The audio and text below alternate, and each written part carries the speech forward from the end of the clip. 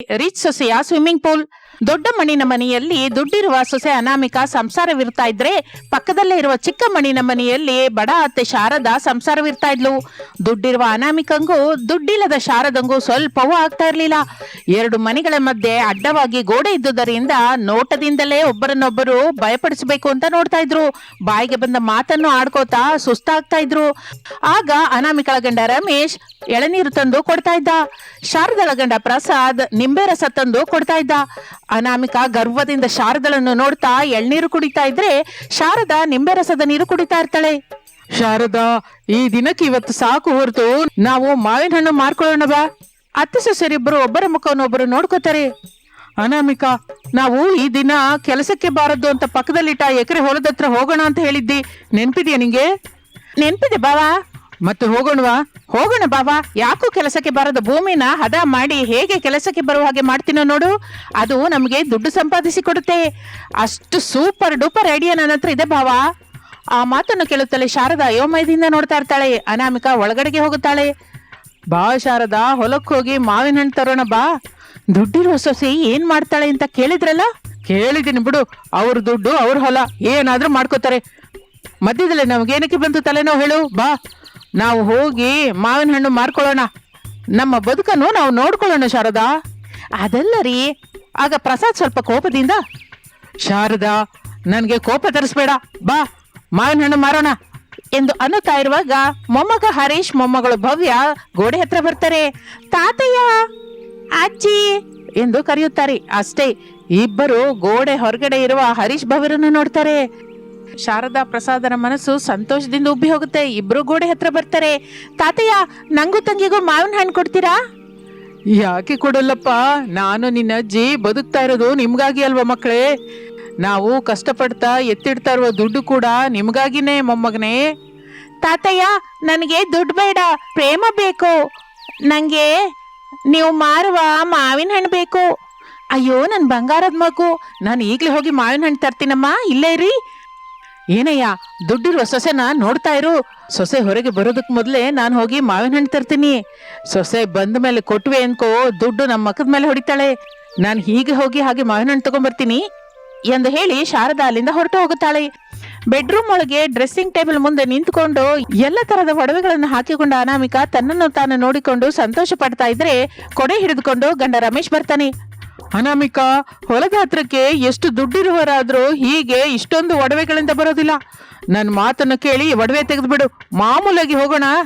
ಇಲ್ಲ ಬಾವಾ, ನಾನು ಹೀಗೇನೆ ಒಡವೆ ಜೊತೆಗೆ ಬರ್ತೀನಿ. ಹಾಗೆ ನಾವು ಕಾರಲ್ಲಿ ಹೋಗ್ತಾ ಇಲ್ಲ. ಕಾರಲ್ಲಿ ಹೋಗ್ತಾ ಇಲ್ವಾ? ಮತ್ತೆ ಹೇಗೆ ಹೋಗೋಣ ಅನಾಮಿಕಾ? ಎತ್ತಿನ ಗಾಡಿಲಿ. ಚಂದ್ರ ಹಿಂಗೆ ಫೋನ್ ಮಾಡಿ ಎತ್ತಿನ ಗಾಡಿನ ಏರ್ಪಾಡು ಮಾಡು ಅಂತ ಹೇಳಿ. ರಮೇಶ್ ಚಂದ್ರಯ್ಯನಿಗೆ ಫೋನ್ ಮಾಡುತ್ತಾನೆ.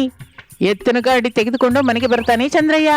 ಗೋಡೆ ಹತ್ರವಿರುವ ಹರೀಶ್ ತನ್ನ ತಾತಯ್ಯ ಪ್ರಸಾದನ ಹತ್ರ, ತಾತಯ್ಯ, ನಾವು ಹಾಯಾಗಿ ಏನಾದ್ರೂ ಆಟ ಆಡ್ಕೊಳ್ಳೋಣವಾ?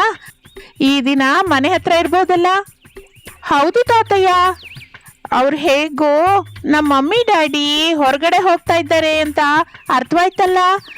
ನೀನು ಅಜ್ಜಿ ಮನೆ ಹತ್ರನೇ ಇದ್ರೆ ನಾನು ಅಣ್ಣಯ್ಯ ಗೋಡೆ ದೂಕಿ ಆ ಮನೆಗೆ ಬರ್ತೀವಿ. ಚೆನ್ನಾಗಿ ಬ್ಯಾಟು ಬಾಲ್ ಆಡೋಣವಾ, ಸರಿನಾ ತಾತಯ್ಯ ಎಂದು ಮಕ್ಕಳು ಕೇಳುತ್ತಲೇ ಪ್ರಸಾದ್ ತಾತನ ಮನಸ್ಸು ಇಲ್ಲ ಅನ್ನಲಾರದೆ ಹೋಗುತ್ತದೆ. ಕಿರುನಗೆಯಿಂದ, ಸರಿ ಕಣ ಮೊಮ್ಮಗನೇ, ಈ ದಿನ ನಿಮಗಾಗಿ ನಾನು ಅಜ್ಜಿ ಮನೆಯಲ್ಲೇ ಇರ್ತೀವಿ. ನಿಮ್ಮ ಅಮ್ಮ ಅಪ್ಪ ಹೋದ ಮೇಲೆ ಈ ಕಡೆ ಬಂದ್ಬಿಡಿ ಎಂದು ಹೇಳುತ್ತಾ ಇದ್ದರೆ ಶಾರದಾ ಮಾವಿನ ಹಣ್ಣು ತೆಗೆದುಕೊಂಡು ಬರುತ್ತಾಳೆ, ಮಕ್ಕಳಿಗೆ ಕೊಡುತ್ತಾಳೆ. ಆಗಲೇ ಅನಾಮಿಕಾ ಮನೆಯೊಳಗೆ ಎಲ್ಲ ಒಡವೆಗಳನ್ನು ಹಾಕಿಕೊಂಡು ಹೊರಗೆ ಬರ್ತಾಳೆ. ರಮೇಶ್ ಕೊಡೆ ಹಿಡಿದುಕೊಂಡಿರುತ್ತಾನೆ. ಮಕ್ಕಳ ಕೈಲಿರುವ ಮಾವಿನ ಹಣ್ಣನ್ನು ನೋಡ್ತಾರೆ. ಮಕ್ಕಳು ಆ ಮಾವಿನ ಹಣ್ಣನ್ನು ಹಿಂದಕ್ಕೆ ಬಚ್ಚಿಟ್ಕೋತಾರೆ. ಅದನ್ನು ಗಮನಿಸಿದ ಅನಾಮಿಕಾ ಮಕ್ಕಳ ಹತ್ರಕ್ಕೆ ಬರ್ತಾಳೆ. ಮಕ್ಕಳೇ, ನನ್ ನೋಡಿ ಹಾಗೆ ಹಿಂದಕ್ಕೆ ಬಚ್ಚಿಟ್ಕೊಳ್ಳೋದೇನಕ್ಕೆ ಹೇಳಿ? ನಿಮ್ ಕೈಯಲ್ಲಿರುವ ಮಾವಿನ ಹಣ್ಣು ತೋರಿಸಿ. ಹರೀಶ್ ಭವ್ಯರು ಅಯೋಮಯದಿಂದ ಒಬ್ಬರನ್ನೊಬ್ಬರು ನೋಡ್ಕೋತಾ ಇರ್ತಾರೆ.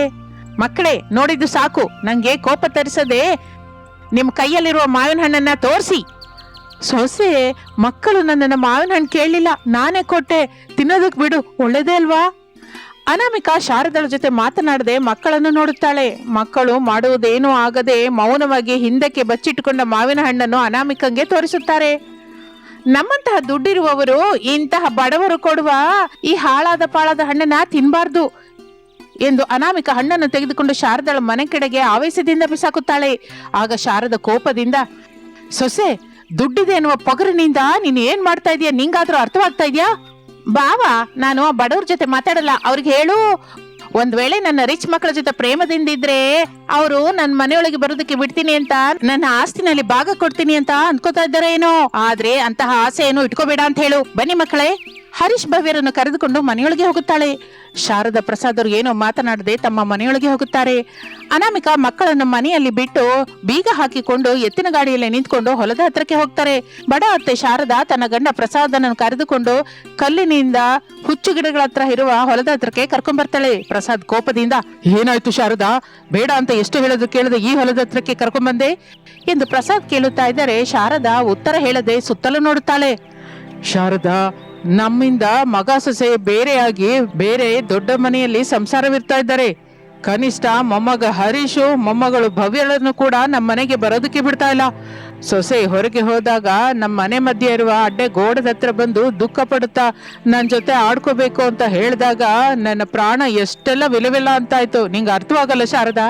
ಅರ್ಥ ಮಾಡ್ಕೊಂಡಿದ್ದೀನಿ ಮಾವ.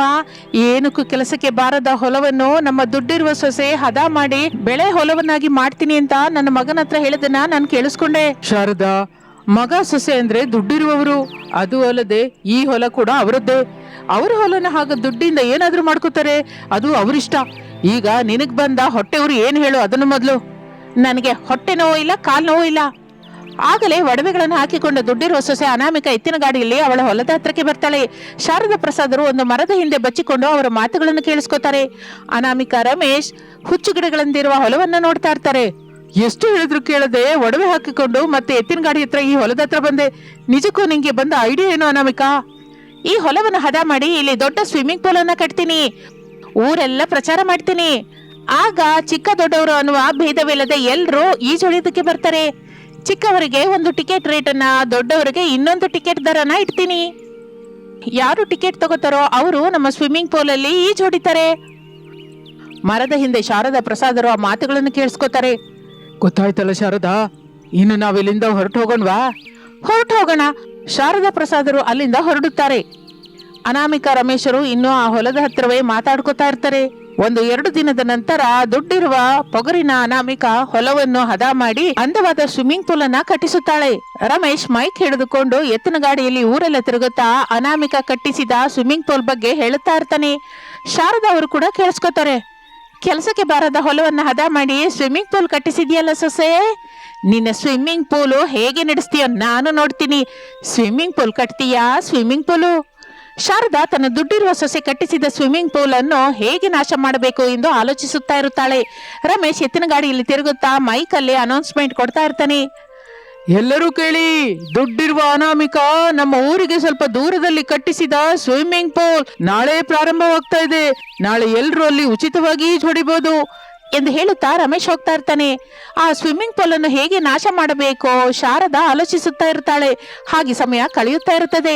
ರಮೇಶ್ ಚಂದ್ರಯ್ಯ ಸೇರಿ ಸ್ವಿಮ್ಮಿಂಗ್ ಪೂಲ್ ಪ್ರಾರಂಭ ಮಾಡೋದಕ್ಕೆ ಎಲ್ಲ ಸಿದ್ಧ ಮಾಡುತ್ತಾರೆ. ಮಾರನೇ ದಿನ ಎಲ್ಲರೂ ಸೇರಿ ಸ್ವಿಮ್ಮಿಂಗ್ ಪೂಲ್ ಹತ್ರಕ್ಕೆ ಬರ್ತಾರೆ. ಶಾರದಾ ಸ್ವಿಮ್ಮಿಂಗ್ ಪೂಲ್ ನಲ್ಲಿ ಎಮ್ಮೆಗಳನ್ನ ತೊಳಿತಾ ಇರ್ತಾಳೆ. ಅದನ್ನು ನೋಡಿ ಎಲ್ಲರೂ ಶಾಕ್ ಆಗ್ತಾರೆ. ಅಮ್ಮ, ಇದು ಸ್ವಿಮ್ಮಿಂಗ್ ಪೂಲ್. ಎಮ್ಮೆಗಳು ಕೋಣಗಳನ್ನ ಇಲ್ಲಿ ತೊಳೆಯೋದಿಲ್ಲ. ಮಕ್ಕಳು ದೊಡ್ಡವರು ಈಜುಡಿಯೋದಮ್ಮ ಇಲ್ಲಿ. ಮಗು ರಮೇಶು, ಇದು ಮನುಷ್ಯರು ಈಜೊಡಿಯೋ ಜಾಗ ಅಂತ ನಮಗೆ ಗೊತ್ತು, ಆದ್ರೆ ಎಮ್ಮೆಗಳಿಗೆ ಕೋಣಗಳಿಗೆ ಗೊತ್ತಿಲ್ವಲ್ಲಪ್ಪ. ನೀರ್ ಕುಡಿಯೋದಕ್ಕೆ ಬಂದು ಆಯ ತಪ್ಪಿ ಇದ್ರಲ್ಲಿ ಬಿದ್ದು ನೀರೆಲ್ಲ ಸಗಣಿ ಮಾಡಿದ್ದೇವೆ. ನಾನು ಎಮ್ಮೆಗಳನ್ನ ತಗೊಂಡು ಹೋಗ್ತೀನಿ ಬಿಡು ಎಂದು ಎಮ್ಮೆಗಳನ್ನ ಹೊರಗೆ ಕಟ್ಟುತ್ತಾಳೆ. ಎಮ್ಮೆಗಳು ಹೊರಗೆ ಹೋಗ್ತಾ ಇರ್ತವೆ. ಎಲ್ರು ಕೇಳಿ, ನಮ್ಮ ಎಮ್ಮೆ ಬಿದ್ದ ಹಾಗೆ ನಿಮ್ಮ ಎಮ್ಮೆಗಳು ಇದ್ರಲ್ಲಿ ಬೀಳ್ಬಹುದು. ಅಷ್ಟೇ ಅಲ್ಲ, ರಾತ್ರಿ ಹೊತ್ತು ನಾವೇ ಇದ್ರಲ್ಲಿ ಬೀಳ್ಬಹುದು, ಆಲೋಚಿಸಿ ಎಂದು ಅಲ್ಲಿಂದ ಹೊರಟು ಹೋಗುತ್ತಾಳೆ ಶಾರದಾ. ಊರಿನವರು ಅಲ್ಲಿ ಸ್ವಿಮ್ಮಿಂಗ್ ಪೂಲ್ ಬೇಡ ಎಂದು ಜಗಳ ಮಾಡಿದ್ದರಿಂದ ಅನಾಮಿಕಾ ತನ್ನ ಸ್ವಿಮ್ಮಿಂಗ್ ಪೂಲ್ ಕ್ಲೋಸ್ ಮಾಡ್ತಾ ಇದ್ದೀನಿ ಅಂತ ಹೇಳಿ ಅಲ್ಲಿಂದ ಹೊರಟು ಹೋಗುತ್ತಾಳೆ. ಅನಾಮಿಕಳ ಸ್ವಿಮ್ಮಿಂಗ್ ಪೂಲ್ ಕ್ಲೋಸ್ ಆಗಿದ್ದರಿಂದ ಅನಾಮಿಕಳಿಗೆ ಬುದ್ಧಿ ಬಂದಿದೆ ಎಂದು ಶಾರದಾ ಸಂತೋಷಿಸುತ್ತಾಳೆ. IPL ಹುಚ್ಚಿನ ಅತ್ತೆ ಸೊಸೆಯರು. ಅದೊಂದು ಸಾಫ್ಟ್ವೇರ್ ಸೊಲ್ಯೂಷನ್ ಆಫೀಸ್. ರಮೇಶ್ ತನ್ನ ಕ್ಯಾಬಿನ್ ಅಲ್ಲಿ ಕೂತ್ಕೊಂಡು ಲ್ಯಾಪ್ಟಾಪ್ ಅಲ್ಲಿ ವರ್ಕ್ ಮಾಡ್ಕೋತಾ ಟೈಮ್ ಅನ್ನು ಮರೆತು ಹೋಗಿರುತ್ತಾನೆ. ಸಾಯಂಕಾಲ 5 ಆಗುತ್ತಿರುವಾಗ ಆಫೀಸ್ ಬಾಯ್ ತರುಣ್ ಬರ್ತಾನೆ. ಸರ್, ಹೇಳ್ ತರುಣ್. ಸರ್, ತಿನ್ನೋದಕ್ಕೆ ಕುಡಿಯೋದಕ್ಕೆ ಏನಾದ್ರು ಬೇಕಾ ಸರ್? ಈಗ ಬೇಡ ತರುಣ್, ಬೇಕಾದಾಗ ಕರಿತೀನಿ, ಹೋಗೋ. ನಾನ್ ಮನೆಗೆ ಹೋಗ್ತಾ ಇದ್ದೀನಿ ಸರ್. ಮನೆಗೆ ಹೋದ್ರೆ ಮಿಕ್ಕವರಿಗೆ ಬೇಕಾದನ್ನ ಯಾರು ಕೊಡ್ತಾರೆ ತರುಣ್? ಆಫೀಸಲ್ಲಿ ನಿಮ್ ಬಿಟ್ಟು ಯಾರು ಇಲ್ಲ ಸರ್. ಅಯೋಮಯದಿಂದ ತರುಣ್ ನನ್ನ ನೋಡ್ತಾ, ನಾನು ಒಬ್ನೇ ಇರೋದಂದ್ರೇನು ತರುಣ್? ಮಿಕ್ಕ ಸ್ಟಾಫ್ ಎಲ್ಲಿ ಹೋಗಿದ್ದಾರೆ? ಸಾರ್, ಈ ದಿನ IPL ಮ್ಯಾಚ್ ಇದೆ ಅಲ್ಲ, ಎಲ್ರು 6 ಹೊಡಿತಾಳೆ ಹಾಗೆ ಶಟ್ ಡೌನ್ ಮಾಡಿ ಹೊರಟೋಗ್ಬಿಟ್ರು. ನೀವು ಮಾತ್ರ ಇನ್ನು ವರ್ಕ್ ಮಾಡ್ಕೊಂತಾನೆ ಕ್ಯಾಬಿನ್ ಅಲ್ಲೇ ಇದ್ದೀರಾ. ವಾಟ್? ಆಗ್ಲೇ ಈವ್ನಿಂಗ್ 6 ಆಗೋಯ್ತಾ? ರಮೇಶ್ ತನ್ನ ಕ್ಯಾಬಿನ್ ನಿಂದ ಆಫೀಸ್ ಎಲ್ಲವನ್ನೂ ನೋಡುತ್ತಾನೆ. ಆಫೀಸ್ ಎಲ್ಲವೂ ಖಾಲಿ. ನಮ್ಮ ಆಫೀಸಲ್ಲಿ IPL ಹುಚ್ಚಿರೋರು ಇಷ್ಟೊಂದ್ ಜನ ಇದ್ದಾರಾ? ನೀವು ಪರ್ಮಿಷನ್ ಕೊಟ್ರ ಹುಚ್ಚರಲ್ಲಿ ನಾನು ಕೂಡ ಒಬ್ಬನಾಗ್ತೀನಿ ಸರ್ ಎಂದು ತರುಣ್ ಹೇಳುತ್ತಾ ಇರುವಾಗ ಅವನ ಕ್ಯಾಬಿನ್ ನಲ್ಲಿರುವ ಟೇಬಲ್ ಮೇಲಿರುವ ರಮೇಶ್ ಫೋನ್ ರಿಂಗ್ ಆಗುತ್ತೆ. ತರುಣ್ ಬಂದು ಆ ಫೋನ್ ಅನ್ನು ಹಿಡಿದುಕೊಂಡು ತಿರುಗಿ ರಮೇಶನ ಹತ್ರ ಬರ್ತಾನೆ. ರಮೇಶ್ ರಿಸೀವ್ ಮಾಡ್ಕೋತಾನೆ. ಹೇಳಿ ಡ್ಯಾಡ್. ಆಗ ಅವನ ತಂದೆ ಪ್ರಸಾದ್ ಕಾರನ್ನ ಹಿಂದೆ ಕೂತ್ಕೊಂಡು ಫೋನಲ್ಲಿ ಮಾತಾಡ್ತಾ ಇರ್ತಾನೆ. ಡ್ರೈವರ್ ಕಾರನ್ನು ಪ್ರಸಾದನ ಮನೆ ಕಡೆಗೆ ನಡೆಸ್ತಾ ಇರ್ತಾನೆ. ಹೊರಟ್ರಿಯ ಮಗನೇ? ಇನ್ನೂ ಇಲ್ಲ ಡ್ಯಾಡ್, ನನ್ಗೆ ಟೈಮ್ ಆಗೋ ಹಾಗಿದೆ. ಅರ್ಜೆಂಟ್ ಮೀಟಿಂಗ್ ಇದ್ರೆ ಕ್ಯಾನ್ಸಲ್ ಮಾಡ್ಕೊಂಡು ನಾನು ಮನೆಗೆ ಹೊರಡ್ತಾ ಇದ್ದೀನಿ. ನೀನು ಕೂಡ ಎಷ್ಟು ಕೆಲಸವಿದ್ರು ಪಕ್ಕಕ್ಕಿಟ್ಟು ಮನೆಗ್ ಬಾ. ಮೊದಲ ಈ ದಿನ IPL ಮ್ಯಾಚ್ ಇದೆ. ಅತ್ತೆ ಸೊಸೆಯರು ಟಿವಿ ನೋಡೋದ್ರಲ್ಲಿ ಫುಲ್ ಬ್ಯುಸಿ ಆಗಿರ್ತಾರೆ. ಮನೆ ಕೆಲಸ ಅಡ್ಗೆ ಕೆಲಸ ನಮಗೆ ತಪ್ಪಲ್ಲ. ನಂಗೂ ಈಗಲೇ ತಿಳಿತು ಡ್ಯಾಡ್, ಈ ದಿನ IPL ಮ್ಯಾಚ್ ಇದೆ ಅಂತ. ಆದ್ರೆ ನೋಡು ಮಗ ರಮೇಶು, ಅತ್ತೆ ಸೊಸೆ ಮನೆ ಕೆಲಸ ಅಡ್ಗೆ ಕೆಲಸನ ಹಂಚ್ಕೊಂಡು ಹೇಗೆ ಮಾಡ್ಕೋತಾ ಇದ್ದಾರೋ ಈ ದಿನ ನಾವು ಕೂಡ ಹಾಗೆ ಮಾಡ್ಬೇಕು. ನಾನು ಮಾಡ್ಬೇಕಾದ ಕೆಲಸ ಮಾಡ್ತೀನಿ, ನೀನು ಮಾಡ್ಬೇಕಾದ ಕೆಲಸನ ಹಾಗೆ ಇಡ್ತೀನಿ. ಆಮೇಲೆ ನಿನ್ನಿಷ್ಟ ಮಗನೇ. ಈಗಲೇ ಮಕ್ಕಳು ಹರೀಶ್ ಭವ್ಯ ಫೋನ್ ಮೇಲೆ ಫೋನ್ ಮಾಡ್ತಾ ಇದ್ದಾರೆ. ತಾತ, ಮಮ್ಮಿ, ಅಜ್ಜಿ ಟಿವಿ ಮುಂದೆ ಕೂತ್ಕೊಂಡು IPL ಮ್ಯಾಚ್ ನೋಡ್ತಾ ಇದ್ದಾರೆ ಅಂತ. ಇನ್ನು ನೀನೇ ಅರ್ಥ ಮಾಡ್ಕೋ ನಮ್ಗೆ ಮನೆ ಹತ್ರ ಎಷ್ಟು ಕೆಲಸವಿರುತ್ತೆ ಅಂತ ಎಂದು ಹೇಳಿ ಪ್ರಸಾದ್ ಫೋನ್ ಇಡುತ್ತಾನೆ. ರಮೇಶ್ ಅಯೋಮಯದಿಂದ, ಅಮ್ಮ, ಅಪ್ಪಂಗೆ ಅಡ್ಗೆ ಬರಲ್ಲ, ಮನೆ ಕೆಲಸ ಮಾತ್ರ ಮಾಡ್ತಾನೆ. ನಾನು ಹೋಗಿ ಅಡ್ಗೆ ಮಾಡ್ಬೇಕು. ಅಡ್ಗೆ 8 ವರೆಗೂ ರೆಡಿ ಆಗದಿದ್ರೆ ಮಕ್ಕಳು ಹಸ್ವೆ ಅಂತ ಅಳ್ತಾ ಇರ್ತಾರೆ. ನಾನು 8ಗೆ ಅಡ್ಗೆ ರೆಡಿ ಮಾಡ್ಬೇಕು ಅಂದ್ರೆ ಈಗ್ಲೇ ಹೊರಡಬೇಕು ಎಂದು ತನ್ನಲ್ಲಿ ತಾನು ಅನ್ನುತ್ತಿರುವ ಹಾಗೆ ಮೇಲಕ್ಕೆ ಅನ್ನುತ್ತಾನೆ. ಆ ಮಾತನ್ನು ಕೇಳಿ ತರುಣ್ ಮುಸಿಯಾಗಿ ನಗ್ತಾ ಇರ್ತಾನೆ. ರಮೇಶ್ ಕೋಪದಿಂದ, ನೋಡಿ, ನಕ್ಕಿದು ಸಾಕು, ಹೋಗಿ ಆ ಲ್ಯಾಪ್ಟಾಪ್ ತಗೊಂಡ್ ಬಾ. ನಾನು ಕಾರಲ್ಲಿ ರೆಡಿ ಆಗಿರ್ತೀನಿ. ನಿನ್ನ ಮನೆ ಹತ್ರ ಡ್ರಾಪ್ ಮಾಡಿ ಮನೆಗೆ ಹೊರಟೋಗ್ತೀನಿ. ನಿಮಿಷದಲ್ಲಿ ಬರ್ತೀನಿ ಸರ್. ರಮೇಶ್ ಹೊರಟು ಹೋಗುತ್ತಾನೆ. ಪ್ರಸಾದ್ ಕಾರಿನಲ್ಲಿ ಮನೆಗೆ ಬರುತ್ತಾನೆ. ಮನೆ ಮುಂದಿರುವ ಲಾನ್ ನಲ್ಲಿ ಕುರ್ಚಿಯಲ್ಲಿ ಮಕ್ಕಳು ಹರೀಶ್ ಭವ್ಯ ಕೂತ್ಕೊಂಡು ಮುಂದಿರುವ ಟೀಪಾಯಿ ಮೇಲೆ ತುಂಬಾ ಮಾವಿನ ಹಣ್ಣು ಹಿಡ್ಕೊಂಡು ತಿಂತಾ ಇರ್ತಾರೆ. ಮಾಲತಿ, ಸುಕನ್ಯಾ, ವೀರೇಶ್ ಮೂವರು ಆ ಮಕ್ಕಳ ಹತ್ರ ನಿಂತ್ಕೊಂಡಿರ್ತಾರೆ. ಪ್ರಸಾದ್ ಅವರ ಹತ್ರಕ್ಕೆ ಬರ್ತಾನೆ. ತಿಂತಾ ಇರುವ ತನ್ನ ಮೊಮ್ಮಗಳನ್ನು ನೋಡಿ ಒಂದೇ ಸಮನೆ ನೋಡ್ತಾ ಇರುವ ಮೂರನ್ನು ಕೋಪದಿಂದ ನೋಡ್ತಾ, ಹೇಯ್, ಯಾರು ನೀವೆಲ್ಲ? ಮಕ್ಕಳನ್ನು ಎತ್ಕೊಂಡು ಹೋಗೋರಾ? ಇಲ್ಲ ಸರ್, ಈ ಮಾವಿನ ಹಣ್ಣು ಮಾರ್ಕೊಳ್ಳೋನು ಸರ್, ಹೆಸರು ಮಾಲತಿ. ಈಗ ಏನು ನಿನ್ ಹೆಸರು ಹೇಳ್ತಲೆ ನಮಸ್ತೆ ಮಾಡು ಅಂತೀಯ ಏನು? ಹಾಗಲ್ಲ ಸರ್, ಮಾವಿನ ಹಣ್ಣು ಮಾರ್ಕೊಂಡು ಹೋಗ್ತಾ ಇದ್ರೆ ನನ್ನ ಕರೆದ್ರು. ಅಷ್ಟು ಮಾವಿನ ಹಣ್ಣು ಹಾಗಿಟ್ಕೊಂಡು ತಿಂತಾ ಇದ್ದಾರೆ. ಸರಿ, ದುಡ್ಡೇ ಅಲ್ವಾ ಬೇಕು, ನಾನು ಕೊಡ್ತೀನಿ. ಮತ್ತೆ ನಿನ್ ವಿಷಯ ಏನಮ್ಮ ತಾಯಿ ಎಂದು ಸುಕನ್ಯಾಳನ್ನು ಕೇಳುತ್ತಾನೆ. ನಾನು ಐಸ್ ಕ್ರೀಮ್ ಮಾರೋನು ಸ್ವಾಮಿ, ಹೆಸರು ಸುಕನ್ಯಾ. ಅರ್ಥವಾಯ್ತು, ನೀನು ಐಸ್ ಕ್ರೀಮ್ ಮಾರ್ಕೊಂಡು ಹೋಗ್ತಾ ಇದ್ರೆ ನಮ್ಮ ಮಕ್ಕಳು ಕರೆದು ನಿನ್ನ ಹತ್ರ ಇರುವ ಎಲ್ಲ ಐಸ್ ಕ್ರೀಮ್ ಅನ್ನ ತಿಂದಿದ್ದಾರೆ ಅಷ್ಟೇ ಅಲ್ವಾ? ಹೌದು ಸಾರು, ದುಡ್ಡು ನಾನು ಕೊಡ್ತೀನಿ ಎಂದು ವೀರೇಶನ ಕಡೆ ನೋಡ್ತಾನೆ. ಅಯ್ಯ, ನಿಮ್ಮಿಬ್ಬರ ಮಕ್ಕಳು ನನ್ನ ಹತ್ರ ಏನೂ ತಗೊಂಡಿಲ್ಲ. ಸಾಕ್ಷ್ಯಕ್ಕಾಗಿ ನನ್ನನ್ನ ಬಾ ಅಂತ ಕರೆದೆ, ಅದಕ್ಕೆ ಬಂದೆ ಸ್ವಾಮಿ. ಅವ್ರು ಹೇಳಿದ ಹಾಗೆ ಮಾವಿನ ಹಣ್ಣು ಐಸ್ ಕ್ರೀಮು ನಿಮ್ಮಿಬ್ಬರು ಮಕ್ಕಳ ತಿಂದ್ರಪ್ಪ, ಅದಕ್ಕೆ ನಾನೇ ಸಾಕ್ಷಿಯಪ್ಪ. ತಾತಯ್ಯ, ಅವ್ರಿಗೆ ದುಡ್ಡು ಕೊಡಿ.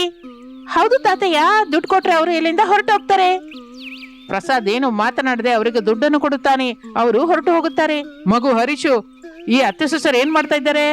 ನಾನ್ ಹೇಳೋದೇನು ತಾತ, ಹೋಗಿ ನೋಡಿ, ನಿಮಗೆ ತಿಳಿಯುತ್ತೆ ಎಂದು ಅತಿ ಮರ್ಯಾದೆಯಿಂದ ಹೇಳುತ್ತಾನೆ. ಆಗಲೇ ಪ್ರಸಾದನಿಗೆ ಎಡಗಣ್ಣು ಅದ್ರದ ಹಾಗಾಗುತ್ತೆ. ಇದೇನಿದು, ಈಗಿಂದೀಗ ನನಗೆ ಎಡಗಣ್ಣು ಅದ್ರತಾ ಇದೆ. Something wrong. ಈಗ ನಾನು ಮನೆಯೊಳಗೆ ಹೋಗ್ಬೇಕಾ, ಇಲ್ಲ ಅಂದ್ರೆ ಮಗ ರಮೇಶ್ ಮನೆಗೆ ಬರುವವರೆಗೂ ಕಾಯದ ಎಂದು ಅಂದುಕೊಳ್ಳುತ್ತಾ ಇರುವಾಗ ಮಗ ರಮೇಶ್ ಕಾರಿಂದ ಮನೆಗೆ ಬರುತ್ತಾನೆ. ಲಾನ್ ನಲ್ಲಿರುವ ಮಕ್ಕಳನ್ನು, ತಂದೆಯನ್ನು ನೋಡಿ ಅವ್ರ ಹತ್ರ ಬರ್ತಾನೆ. ಲಂಕಿ ಅಂತ ಮನೆ ಇಟ್ಕೊಂಡು ಹೀಗೆ ಲಾನ್ ನಲ್ಲಿ ಯಾಕೆ ನಿಂತಿದ್ದೀರಪ್ಪ? ಲಂಕಿ ಅಂತ ಮನೆ ಹೇಗಿದೆಯೋ ನೋಡೋಣ ಬಾ ಮಗನೇ. ಮಕ್ಕಳು ಪ್ರಸಾದ್ ರಮೇಶ್ ಸೇರಿ ಮನೆಯೊಳಗೆ ಬರುತ್ತಾರೆ. IPL ಅಂದ್ರೆ ಎಲ್ಲಿಲ್ಲದ ಹುಚ್ಚಿರುವ ಅತ್ತೆ ಸೊಸೆಯರು ಶಾರದಾ ಅನಾಮಿಕರು ದೊಡ್ಡ ಟಿವಿಯಲ್ಲಿ IPL ನೋಡುತ್ತಾ ಟೀಪಾಯ್ ಮೇಲೆ cool drinks, Lay's, Bingo, Kurkure ಪ್ಯಾಕೆಟ್ಗಳನ್ನ ಇಟ್ಕೊಂಡಿರ್ತಾರೆ. ಅತ್ತೆ ಸೊಸೆಯರು ಆಲೋಚಿಸುತ್ತಾ ತಿಂತ ತಮಾಷೆಯಾಗಿ ಮಾತನಾಡ್ತಾ ನಗ್ತಾ ಇರ್ತಾರೆ. ಹಾಲೆಲ್ಲವೂ ಚಿಕ್ಕ ಚಿಕ್ಕ ಕಾಗದ ಚೂರಿನಿಂದ, ತಿಂದು ಬಿಸಾಕಿದ ಲೇಸು, ಬಿಂಗೋ, ಕುರ್ಕುರೆ ಪ್ಯಾಕೆಟ್ಸ್ ನಿಂದ, ಕೂಲ್ ಡ್ರಿಂಕ್ಸ್ ಬಾಟಲ್ಸ್ ಇಂದ, ಹರಿದು ಹೋದ ಹೂವಿನಿಂದ ವಿಚಿತ್ರವಾಗಿರುತ್ತೆ ಮನೆಯಲ್ಲ. ರಮೇಶ್ ಕಿಚನ್ ಒಳಗೆ ನೋಡ್ತಾನೆ. ಸಿಂಕ್ ತುಂಬಾ ಪಾತ್ರೆಗಳಿರುತ್ತೆ. ತರಕಾರಿ, ಹಣ್ಣು ಎಲ್ಲ ಕೆಳಗೆ ಬಿದ್ದಿರುತ್ತೆ. ತಂದೆ ಮಗ ಇಬ್ಬರಿಗೂ ಅದೆಲ್ಲ ನೋಡಿ ಕೋಪ ಬರುತ್ತೆ. ಹೀಗಲ್ಲ ಕಣೋ, ಈ ಅತ್ತೆ ಸೊಸೆಯರಿಗೆ ತಕ್ಕ ಬುದ್ಧಿ ಹೇಳ್ತೀನಿ. ಪ್ರಸಾದ್ ತಕ್ಷಣ ಟಿವಿ ರಿಮೋಟ್ ಹಿಡ್ಕೊತಾನೆ. ಅಷ್ಟೇ, ಶಾರದಾ ಆವೇಶದಿಂದ ಮೇಲಕ್ಕೆದ್ದು ಕೋಪದಿಂದ ಹೀಗಂತಾಳೆ, ಮಿಸ್ಟರ್ ಪ್ರಸಾದ್, ರಿಮೋಟ್ ಅಲ್ವಾ ಸ್ಮೂತ್ ಆಗಿರುತ್ತೆ ಅಂತ ರೆಡ್ ಬಟನ್ ಏನಾದ್ರೂ ಒತ್ತದೆ ಅನ್ಕೋ. ಒತ್ತಿದ್ರೆ ಏನ್ ಮಾಡ್ತೀಯ ಶಾರದಾ? ಹೇಳು, ಏನ್ ಮಾಡ್ತೀಯ ಹೇಳು. ಮಾತಲ್ಲ, ಮಾತಾಡೋದ್ ಕೂಡ ಇಲ್ಲ.